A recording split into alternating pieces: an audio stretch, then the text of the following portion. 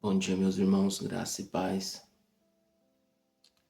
Vamos iniciar mais um devocional.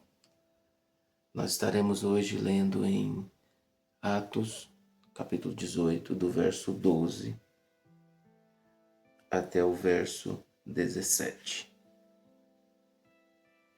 Diz assim a palavra do Senhor. Sendo Galho procônsul da Acaia, os judeus fizeram um conjunto de levante contra Paulo e o levaram ao tribunal, fazendo a seguinte acusação: este homem está persuadindo o povo a adorar a Deus de maneira contrária à lei. Quando Paulo ia começar a falar, Galho disse aos judeus: se vocês, judeus, estivessem apresentando queixa de algum delito ou crime grave, seria razoável que eu os ouvisse. Todavia, visto que se trata de uma questão de palavras e nomes da sua própria lei, resolvam o problema vocês mesmos. Não serei juiz destas coisas. Então mandou expulsá-los do tribunal. Assim todos se voltaram contra Sóstenes, o líder da sinagoga, e o espancaram diante do tribunal. Galho, porém, não demonstrou nenhuma preocupação com isso. Amém. Irmãos, nós vemos no vídeo passado, anterior a esse, que Deus revela uma visão para Paulo, no qual Deus fala com ele que era para ele falar, não calar, que Deus tinha muitas pessoas naquela cidade e que ele não seria maltratado ali. E isso realmente nós vemos acontecendo. O que acontece? Com o passar do tempo, Paulo ficou 1 ano e meio naquela cidade. E com o passar do tempo, os judeus, seus patrícios, começaram a implicar com a obra de Paulo, porque estava tendo resultado. E eles criam ali um alvoroço, pegam Paulo, levam Paulo diante do tribunal. Roma tinha o hábito de deixar em cidades importantes, quase todas as cidades, um representante legal, jurídico. E nesse caso, em Corinto, era Galho. E Lucas, quando escreve o livro de Atos, ele deixa isso claro, porque a pessoa o destinatário que receber essa carta, ou este livro, era Teófilo. Tudo indica que era um comandante de alta patente do Império Romano. Provavelmente Teófilo conhecia ou já tinha ouvido falar de Galho. Então, por isso que ele deixa claro ali, fala, dá nome, né? E quando eles chegam na presença de Galho, que eles começam a dizer que a queixa deles, Galho não deixa nem Paulo falar. Fala assim, olha, isso é uma questão da vossa religião, é uma questão das vossas leis, e eu não tenho jurisdição para tratar disto, então vocês resolvam, porque isso não é um crime para Roma. E aí eles saem dali alvoroçados e espancam o líder da sinagoga chamado Sóstenes. O motivo não sabemos. Não sabemos se foi Sóstenes que deu essa ideia e eles foram envergonhados, não sabemos. O que sabemos é que ele foi espancado. E Paulo saiu dali ileso. Verdade prática, meus irmãos. Deus sempre vai te guardar quando Ele promete. Ele prometeu para Paulo que estaria guardando e guardou. E Paulo, por todo o tempo que esteve em Corinto, ele não foi espancado, ele não foi preso.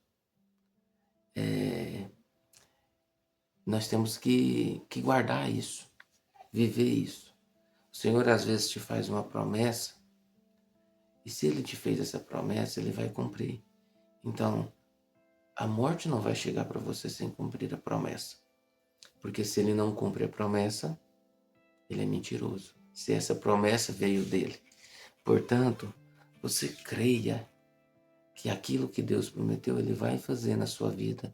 na vida do seu esposo, na vida da sua esposa, dos seus filhos, na sua vida em um contexto geral. Ele vai fazer. Segundo, Deus usa até autoridades que não creem para abençoar os que creem. E esse é um exemplo para nós de um homem, autoridade, que não cria no que Paulo pregava, mas foi usado por Deus para fazer algo por Paulo, a absolvição daquela situação. Então, você deve orar pelas autoridades, e principalmente quando você está com algo para resolver.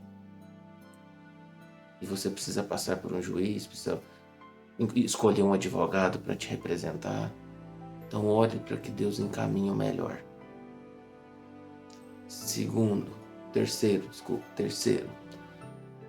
tem coisas da nossa fé que nós vamos resolver entre nós. É muito... A Bíblia fala que até Paulo chama a atenção de uma determinada igreja que ela estava levando os seus irmãos em Cristo em litígio por causa de dívidas e essas coisas assim. E aqui é um exemplo que as nossas questões devem ser tratadas entre nós, para que nós não venhamos a dar mau testemunhos. E esse foi um mau testemunho dos judeus.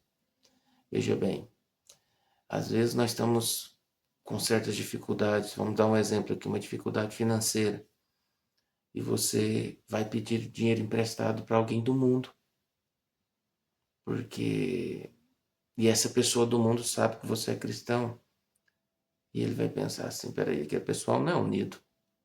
Se ele veio aqui pedir de mim e ninguém o apoiou lá dentro, alguma coisa está errada. Vou dar outro exemplo.